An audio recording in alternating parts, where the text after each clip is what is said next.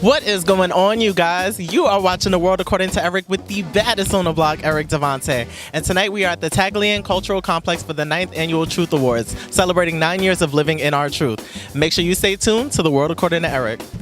Judge Maybelline, you look gorgeous. Yes, how does it feel to be at the 9th Annual Truth Awards, presenting one of your colleagues and friends, Judge Mathis, with the Family Award? Well, it feels wonderful. First of all, it feels good to be out again, to be out of COVID, to be mingling among friends, and to be in this crisp, cool air, but at the same time it's fresh because we've had all of that rain, so that feels good. And I'm always honored to give an award to my friend and my colleague. I'm glad to know that he's been recognized for the work that he and his family are doing in the LGBTQ community. And of course, I support Scott Hamilton, the Better Brothers of Los Angeles. I love the work they're doing. I love the work that Shirley Ralph has been doing for years with the Diva Foundation. And I've just been a supporter all my life. What would you say is the reason why it's important to have events like this where we celebrate and honor the achievements of the Black LGBTQIA community? Because again, they are not part of the big community. They're segregated, separated, set aside, are not often recognized and loved. So they have to be loved, and they, just like we had to start the National Bar Association when black people weren't allowed to be lawyers. We had to start the Black Women Lawyers Association to help black women as lawyers in the community. So unfortunately, when you have a society that does not accept and does not bring everybody in and does not treat everybody equally, then we have to have our own awards so that we can honor ourselves. And so since the world won't honor them, since the nation won't honor them, they present their own awards, and that's absolutely wonderful because they're doing work. They're doing great work in the community, but being ignored simply because they're LGBTQ. So do it yourself. Okay, with me, I have our scholarship recipients of the evening. Gentlemen, how does it feel to be receiving this money, this honor? How does it feel? God is a good God. He is. That's the blessed. Yeah, that's my quote for the night. Amen. And it's so true. I'm feeling good. I'm feeling ready. I'm feeling ready to take this money. I've been needing it. I've been feeling for it like trust for a minute. So my hands are open. Don't worry. I feel extremely blessed and grateful. Yeah, I feel humbled and grateful to be able to continue to do the work that I love to do, which is working in higher education and conducting social science research, especially for gender and equity, which is my research interest. So, man, I'm just proud, 100%. Yeah. Come on, gender and equity. It sounds like generational wealth. Okay. Prosperity, all that. Give me one word to describe how y'all felt when y'all realized that y'all were being honored by the Truth Awards. Whoever's ready first. Humbled. Okay. I felt empowered. And when I say empowered, it's more so about the fact that, you know, the work that I'm doing, it's meaningful and it's purposeful. And God telling me to say, hey, you know what? Keep going. You got this. You're doing what you're supposed to do right now in this moment. And other people are looking up to you, especially, you know, just being myself and coming from a long road of trying to get to these moments of doing the work that I'm doing. So I'm just really proud, honestly, and empowered. Yeah. I feel feeling a purpose and motivation. Like this was in the cards, it's the stars above. Like the universe was calling to me, and I answered, and so now we're here. No missed phone calls, all 2023. Period. Okay. For me, it's like galvanized. Like lately, I've been using that word a lot this year. Galvanized, to be charged, to have like an electric like current sent through you. I don't know.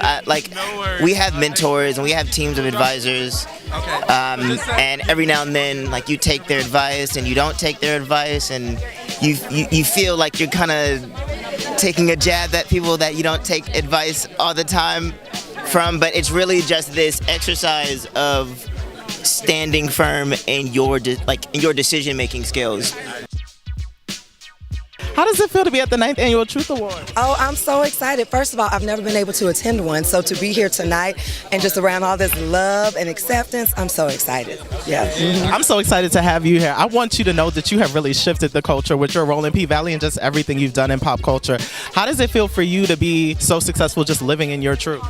It's overwhelming because, you know, people think that, you know, you get Hollywood. I'm just still Brandy, man. So, you know, it feels good to feel like that I'm reaching reaching the women and the men. These stories on P-Valley are reaching people. It's opening people's minds who were closed-minded. So I love that, you know, people are like, wait a minute, I might not be a Lil Murda, but I know someone like Lil Murda or Uncle Clifford, and that's my family member, and I love them and I see them. So that's why I'm so excited to be a part of it.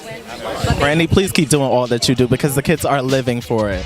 Yes, have a great rest of your evening and welcome to the Truth Awards. With me, I have the recipient of the Advocate Award, Dr. David. How does it feel to be receiving such an honor tonight? It's a wonderful thing. Anytime you can get an award from the community, it means the world. I've always told this to people, like the places you work for, the institutions you work for, it's great to receive awards and accolades from them, but when it comes from your own, it just means a lot more. Now, I read a bit into your story a few days ago, and I read about the struggles you had coming out to your father and him not necessarily understanding. And, you know, the Mathis family is here, you know, because Judge Mathis is so supporting of that. How do you feel like that part of your upbringing affected you, you know, coming out to your dad and him not being as receptive? Yeah, I mean, it was hard. My father was an old school Caribbean father with like traditional masculine notions. So I think he kind of thought it would change who I was or what I did or how I acted. And it wasn't a time where people were too accepting. We're talking about the early 90s here and we're 2023. So what you see with Judge Mathis and what's going on with his son is a phenomenal thing. It just gives me hope that like as each generation goes on, the culture has advanced where now we actually have parents and families that are more accepting of people just living in their truth and being who they are rather than turning them away. Of course, we still have those examples that are happening, but for the most part, the culture has shifted a little bit. It may take more time, but it's a good thing. We're moving in the right direction. Absolutely. What advice do you have to kids or anyone really who are having that family pushback because of them coming out? I think you have to stand in your own truth. It's a cliche that people use all the time. So the other part I would say about this is actually extending grace. So, right, and what I mean by that is that a lot of times people will say, well, the family has to extend grace to the same gender loving or the queer kid and say, okay, we're going to forgive that kid for not being a heterosexual, quote-unquote normal person. But I think it's on us as Black queer people to actually look at our family members and realize and give them grace and say, you know what? They can't catch up. They may catch up in time, but they don't get this. And that's okay. They're being who they are. So that's what I try to tell people to do all the time. You can't get upset about people if they expected you to be a certain way and all of a sudden you're developing, you're saying, no, I'm actually like this. Give them grace so that they can come along in this journey. Whether it's your own journey, you're privy to it the entire time, but they may not know. And all of a sudden you come out and invite them into your reality and say, hey, this is who I am. And they reject it immediately because it's not something they were thinking about before. So sometimes you got to give people a little bit of time to kind of adjust. But I think it's a hard thing to do. It's a hard balance. I have the recipient of the Icon Award, Raven Simone, and her beautiful wife, Miranda. How does it feel to be receiving such an honor tonight? I'm humbled. I am just excited, happy, emotional, little scared at the same time. Like, what does that mean? Do I live up to that title? So there's a lot of emotions going on. You supersede that title. And when you think about all that you've accomplished in your career, I mean, from That's What Little Girls Are Made Of to Raven's Home, That's So Raven, Cheetah Girls, all of that. Like, what's the first word that comes to your mind when you think about your career achievements? Honey, I'm tired. What are you talking about? Woo! No, I'm just playing. It just feels like a long time. I've been doing the same thing since I was 3 years old, so I feel like that box is filled and I need to close it off and I need to start working on something new so me as an adult can feel as fulfilled as I did as a teenager doing all of that work, and that's happening right now, and it wouldn't happen right now if it wasn't for that younger version of me. So thank you. And girl, go sit down. You worked. Go sit down somewhere. I'm interested to know, you've done participated in so many different mediums, from music to movies, all of it. What's one area of your career where you're like, I wish I gave this a little more time? I wish I went a little harder in this area, because you've done it all. Superstition, I was bumping that today. I want you to know. Sorry, that was Coco, and I love that. She's everything. It's funny, it would probably be music, because every time I did music, I was also doing it in tandem with a acting job, and I didn't do it for the right reasons. And I talk to her all the time. I'm like, Don't tell me to sing. I'm not doing no more albums. I'm never gonna sing again. That's not gonna happen. It's just, I have to really be in it. I worked with some amazing people and I love them to death and I made the bestest of friends, but my energy and my 1,000 hours are gonna go into directing. I really truly follow the 1,000-hour rule, so that's happening. I want to say congratulations. You are an icon, and thank you for being one of the stars of my life. Yes, congratulations, and have an amazing evening. With me from the Upshaws, Mr. Jermel Simon. I'm here for this too, a whole ensemble. Okay, look. A little something. How does it feel to be at the 9th Annual Truth Awards? It feels good. I mean, the Upshaws is getting awarded the Culture and Arts Award. This is my first time receiving an award for the work that we've done. Shout outs to the Upshaws writers for creating magic. And it feels good. I'm a little, I don't want to say nervous, you know. I mean, I'm with the Queen Regina Hicks, so, you know, I feel good. I feel cold, but I feel good. I think we all feel cold, but you got slits, so you might be a little cold. I want to ask you, what do you think it is about the Upshaws that makes it so relatable and impactful at a time where sitcoms aren't as prevalent as they used to be? What is it about you guys? I think that we just bring like hilarity to everyday life. You know, I think we talk about heavy topics, but we bring light to it. And even in my own life, you know, and filming the show now for 3 years, it makes me become aware of all the humor in life. Like, if you think about it, there's nothing really to stress about. It all gets better. And, you know, at the end of our episodes, we might not come to a conclusion with everything, but we get a good idea about it. And I feel like that's everyday life, where you can find the good in anything if you're searching for it. So we find the funny in absolutely everything. So I think people can relate to that, you know.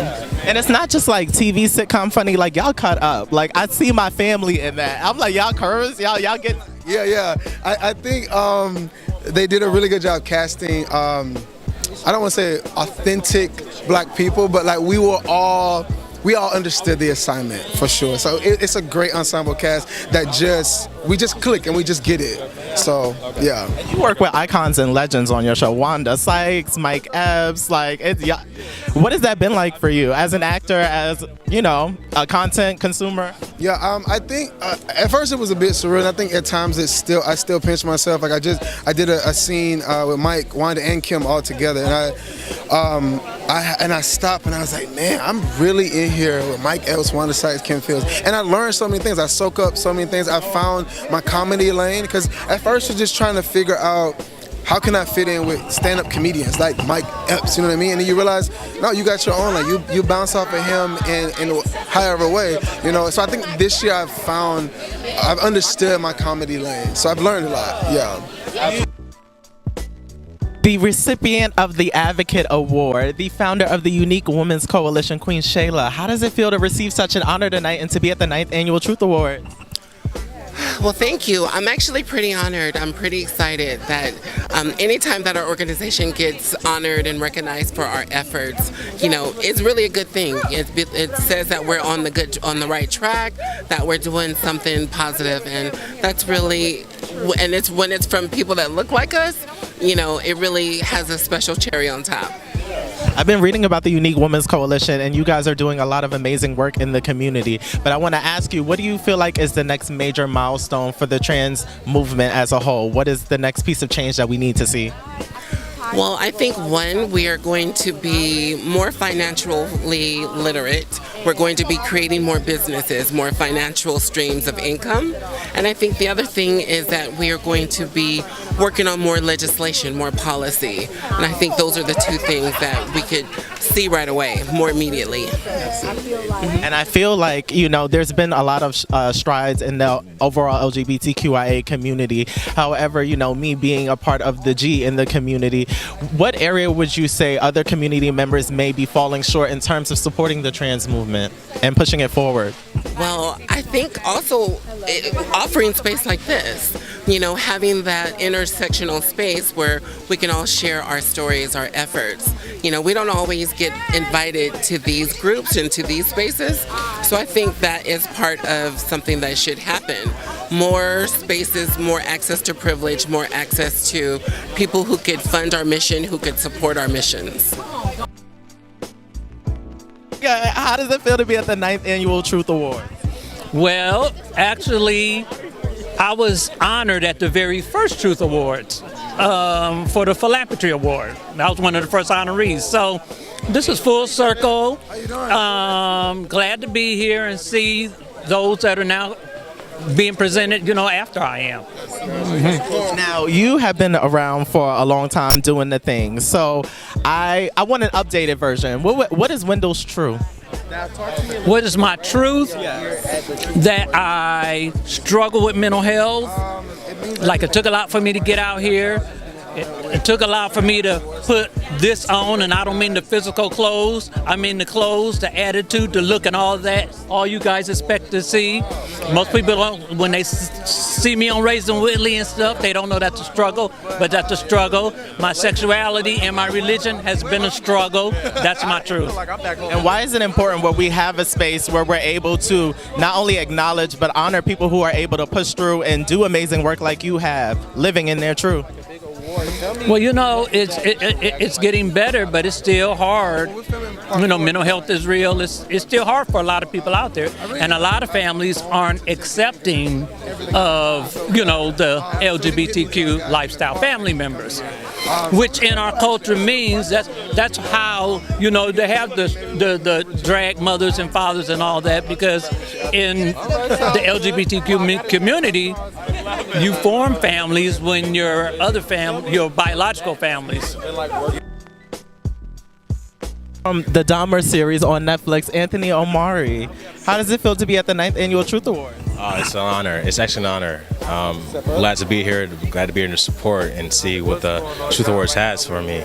It's a pleasure to actually be here and honor the LGBTQ plus community and actually working on a show that showcase a wide story that needs to be told.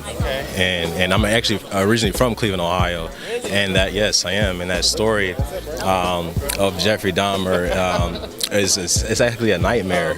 And he was like a boogeyman. And like when I was a kid, people used to say like, "Oh, Jeffrey Dahmer's going to get you," type of thing. And actually working on the show and actually learning the story, even though the good and the backlash that it had, that story needed to be told so people could actually have a greater understanding of what was going on.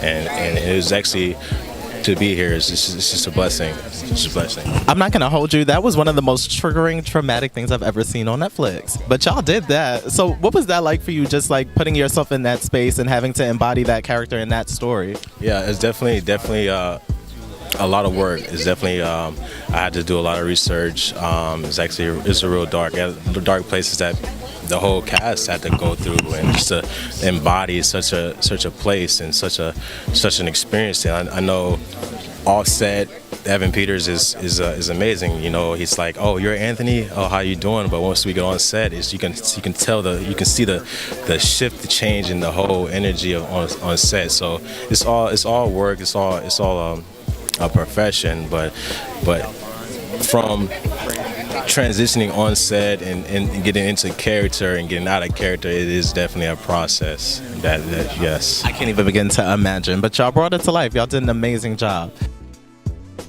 With me, I have content creator, animator, dancer, multifaceted gentleman, Dimitri Durham, and I'm so proud of everything that you've been accomplishing. How does it feel to be at the 9th Annual Truth Awards? This was amazing. This is my first one. Yeah, I've never been here, but I got invited this time, so I'm really excited to see what it's about. I already see like a lot of people that I know, and everybody looks beautiful, and I'm just really excited. So it's only a matter of time before you get honored at one of these. Yes, I would love that actually. But I think I'm going to be here like every year now because this is amazing. The spot where all Black LGBTQIA members need to be. I mean, it's a phenomenal event. So I want you to tell the people what you have coming up, because like I said, you're an animator, a dancer, you do so much. I mean, brand ambassador for all the food spots in LA. So tell the people what they need to look out from you. So I have a Black and Afro-Latino comic book coming out. I'm trying to have the first issue out by June, Juneteenth, Black, you know what I'm saying? So I'm trying to do that. So, and then of course, I hope the food page takes off a little more. It's doing really well. Plug the food page, Good Food Gurus. Good Food Gurus on every platform, Facebook, Twitter, everything, Instagram. What else? This is news as of yesterday. So the pilot that I shot on November just got greenlit for a whole season, and it will be on Amazon Prime soon. So I'll tell you more about that later. But yes. Just drop a gem for people that are needing to live in their truth and find their light in this world. You know something, people always ask me, how do I do it? How do I live and accept who I am? And it's like I tell everybody, I love me. I love me so much, and it is because of my acceptance of me just as I am that I'm able to love and others just as they are. You know, sometimes I give my husband here a hard time, but he loves me too, don't you, baby? Thank you.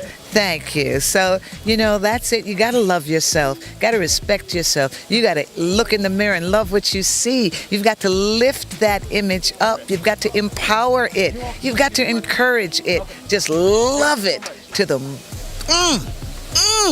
love it just like that. And you know, it's not easy. Look, it took me what? A long time to completely love myself. So take the time to love you. Thank you. In the past, we've always fought for civil rights. He was born into civil rights family and worked in civil rights as of 6 years old when he walked in the south side of Chicago with Jesse Jackson. And so he's been prepared for this moment, and he's going to take it. No, that's a light flex. A light flex. You know, what I say is there's no better feeling than being honored for just being yourself and being who you really are. Tonight, the Truth Awards is about liberation. It's about freedom for everybody, no matter what, no matter who you are. And that's what our family has always been about. That's what I was raised in. And so to see all of that come full circle is no greater feeling. And I thank the Truth Awards for highlighting people who are doing this important work and encouraging everybody to live in their truth. Most definitely. Now, speaking of living in your truth, how was that like allowing your truth to play out on TV, on a reality show? What was that experience like for you guys? It was scary. It was scary. I'm not going to lie to you. My dad, thank God, he's been on TV for 25 years, so he was encouraging us all, and all he said was, look, be yourself. The worst thing you can do is go on TV and try and be somebody else and look back and not be happy about it. We were all being ourselves, maybe having a little bit more fun than we did in front of the camera, but at the end of the day, that's what's so special about the show that we were able to do. Judge, I want to ask you specifically, because a lot of times people tend to quote their understanding or lack of understanding around the Black LGBTQIA community based on the generation that they come from. So what would you say happened in your life experience that makes you so progressive and open to understanding? My brother, he was gay, and he was 8 years older than me, but by the time I was 8, we knew he was gay, because by age 7, my mother was convinced. And so I was raised in a household with a gay brother whom we loved dearly, and his friends would come over and we welcome all his friends. So it was normalized for me, and I was prepared for this moment by that. You know, sometimes you might think it's the hand of God that prepares you for things that you're going to fight for in the future, and that might very well be the case today. Well, congratulations. Did you want to add something? No, I was just going to say, following up about my Uncle Steve, I wish he could be here with us tonight. He's no longer with us, but like my dad said, I mean, even when I was growing up as a young, unsure black boy, I didn't know anything, but I looked at my Uncle Steve and I knew that it was possible to live as a gay black man. It was possible to be confident in who you are. And so again, it's so important for people to see examples like that. And he didn't even know I was looking at him growing up, but I don't think I'd be here without him, without that hope that one day I could do exactly what he did, which is live in his truth and be confident and strong about it. From P-Valley, John Clarence Stewart, how does it feel to be at the 9th Annual Truth Award? I'm just honored to be here. It's just the work that they do is so beautiful, and I'm an ally, and I just feel grateful to be included, to be here and represent stars in the work that they're doing, and I'm just grateful. You know what I'm saying? Yeah. I want to commend you on a truly impactful, just having an impactful role on P-Valley. What was that like for you, being an ally but playing a gay character? Like, were people open to that? Did you receive backlash? What was the experience like for you? It was an incredible experience. I mean, for me, the whole point of everything is everyone deserves to see themselves. Everyone deserves to see themselves in their contours and the complexity and the darkness and the light. And I felt like honored to be able to step into the shoes of Big Teak for that time. As far as the response from people, the response that I listened to are those for whom it was meant. And those for whom it was meant saw themselves. And that's how I know that we did the work that needed to be done. Yeah. Now, taking on that role, how do you feel like it impacted you as an actor? Do you feel like you learned more about your artistic skills and capabilities? Did you learn more about yourself? How was that? Like, what did that experience do for you? I think that for me, each character is a new journey, and I think there was a depth of sorrow and ache inside of Teak that I think I noticed in myself in some ways, different but similar. And I think that the beautiful thing about his life and his story is that I saw myself in him. And I think because of that, other people could see themselves in him as well. And as far as the things that I take away from him, I think that he has so much joy as well as the darkness, right? And I think that duality is what makes us so beautifully human. Okay. With me, I have author, minister, black man, gay man. What else do? You do everything, Ben. Live and love and travel the world. Ben Carlton, ladies and gentlemen, how does it feel to be at the 9th Annual Truth Awards? It's always a joy when we can come together and celebrate who we really are, because the world constantly beats us up and tells us that we are unworthy of this type of love, adoration, celebration, and acknowledgement. They just passed in Kenya making, LGBTQ organizations illegal. They just passed in Tennessee banning drag brunches. Now in Oklahoma, they're threatening to ban trans care. So to be able to come out and celebrate in the midst of all this craziness is amazing. Leave it to you to drop gems of culture, because I heard about some of that, but I didn't hear about all of that. But like, legally, by law, they're making it illegal for drag shows. If you're transgender, you can't receive health care. Like, what world are we living in? Hell. Yeah, we're going backwards. So to be able to come out freely, thank you, California. Thank you, Governor Newsom. Thank you, all the freedom fighters who made this space free for us. Why do you feel like there is this agenda to just like keep the LGBTQIA community in the past or in the dark? Generally, people tend to pick on the weakest of these and the people who they consider the least of these. And we just have come out of a 2-year pandemic. The economy's shot. And so people are angry, and they have to figure out where to turn this anger and energy. So you always pick on who you deem the weakest of these, because our lives do not pose any threat. Right? They're banning drag shows because they want to protect children, but the number one killer of children are not drag queens. The number one killer of children are guns. And so these same people who are writing laws to ban drag shows have done nothing on gun reform. And so it's absolutely has nothing to do with morals, has nothing to do with values, has everything to do with hate, boredom, and the need to pick on someone less than. I mean, I hear that, and I don't want to get too heavy about this because I know we could go. You know what it gives.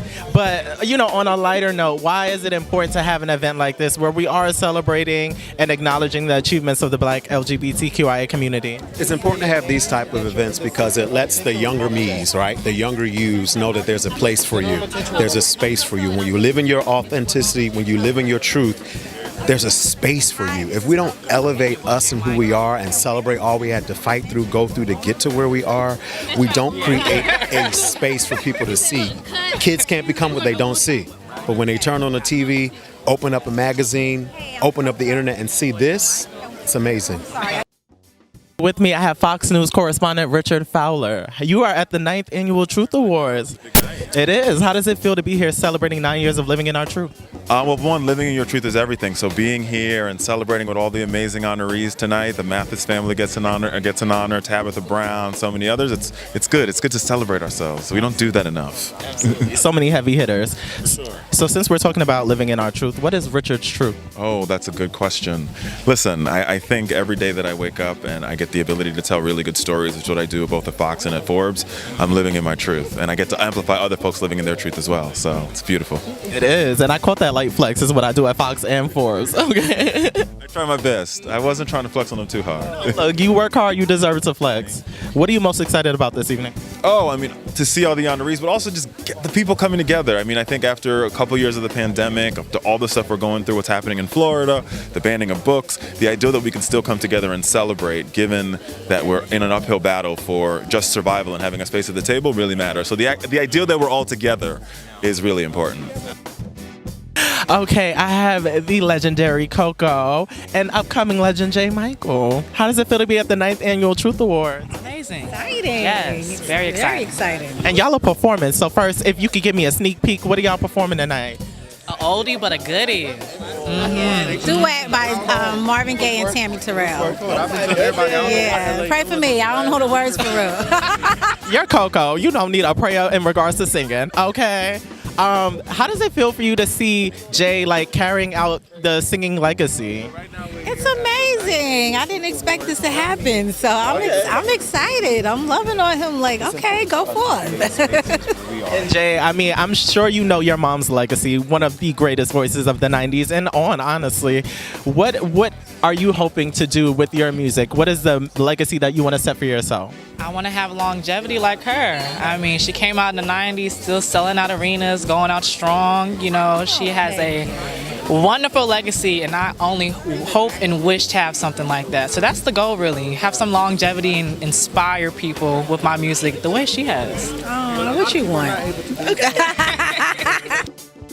With me, I have host, Love Guru. What entertainer? Everything under the fashionista, because these sleeves are nasty. Jay Lamar, everybody. How does it feel to be at the 9th Annual Truth Awards? It's amazing. I've been to 4 so far, and I've enjoyed every single last one of them. It's great to see the scholarship recipients. It's great to see people that look like us shining, getting their accolades, looking beautiful. It's an amazing night. Why is it important for us to have nights like this where we celebrate the achievements of the Black LGBTQIA community? I think for us, a lot of times we carry a lot on our shoulders. I think we do a lot of the behind the scenes work in the industry and in these at these nonprofits and in corporate America. And tonight is a night where we celebrate us, in which we should be celebrated. So it's beautiful. It's beautiful. Now, I introduced you as a love guru in part because Jay Lamar is very multifaceted, ladies and gentlemen. Okay, let the people know. But there is one thing in particular. You became a marriage counselor, a love counselor. What a dating expert. Give me the specificities, the show that people need to watch. Yeah, so this season I am on Married at First Sight, Couples Couch, as a dating expert. So tune in. It's exciting. Married at First Sight is one of my favorite franchises. So to now be a part of the franchise and be a part of Couples Couch is absolutely amazing. I'm so excited to just see like where this journey takes me. I'm a Black gay man on a major platform like Married at First Sight as a dating expert. Child, that is amazing. You know what I'm saying? Ain't God good? Yes. I'm so proud of you. So give me the network, the airing times, the people need to be tuned in. Okay, so you can check me out on Lifetime Couples Couch Thursdays at 8 p.m., 7 p.m. Central. Recipient of the Courage Award, Byron Perkins. How does it feel to be at the 9th Annual Truth Award? Well, it's an honor nonetheless. I appreciate everybody who has given me the opportunity to have a platform, and I appreciate Better Brothers Los Angeles for giving me this beautiful award, and yeah. Okay. As you should. Now, when you first dropped that tweet, did you think it would be as impactful as it's been? In today's society, it's actually surprising that it would be as impactful as it was, right? But it was. It made a splash, and it was able to, you know, make an impact on people's lives, and I don't regret that in any regard. How's the HBCU reception been since, you know, coming out and living in your truth? Yeah, give me that. My school's had my back. Shout out HU. We the real HU. Howard. I gotta let y'all know, man. Y'all don't got it like we do. But yeah, shout out HU. And I appreciate the student body for giving me the most love and support. Thank you for that. I know that's right. So please let me know what your feelings were before you hit tweet. I want to know, like, were the nerves shot? Were you like nervous? I mean, who wouldn't be nervous, like coming out to the world, right? Especially when it's been, you know, considered taboo, especially in the Black community. But I was nervous, I was anxious, I was all of the us's in the book. I was all of that. I was like, but when I finally hit send, I was like, okay, nothing can hurt me now, because anybody who has the ammunition to try to hurt me won't have it anymore. And you know, I'll be able to make this happen on my own terms, and it's my decision. Yeah. Absolutely, and I want to commend you again because that was big. That was low-key iconic. I ain't even gonna hold you. Yeah, okay, feel that. So last question I want to ask you. Damn, forgot the last question I wanted to ask you. We're gonna edit that right on out. But the last question that I wanted to ask you is, why is it important for people that are struggling to live in their truth to live in their truth? And like, what advice do you have to athletes that are on a similar journey as you? I feel like it's important for people who aren't living in their truth to do so, because people need representation. And any athlete that's out there struggling, just know that I was in your shoes. I can't speak on everybody's story. I'm not living in everybody's life. But more than anything, I want to emphasize, do it on your time. You don't have to come out right now. You don't have to come out 20 years from now. But more than anything, it's about you. It's about what you want. It's about what your soul wants. That's what matters the most. You guys, I had an incredible time at the 9th Annual Truth Awards. I got to speak to so many people, including one of my idols, Raven Simone. Thank you so much for tuning in to The World According to Eric. Catch us next time.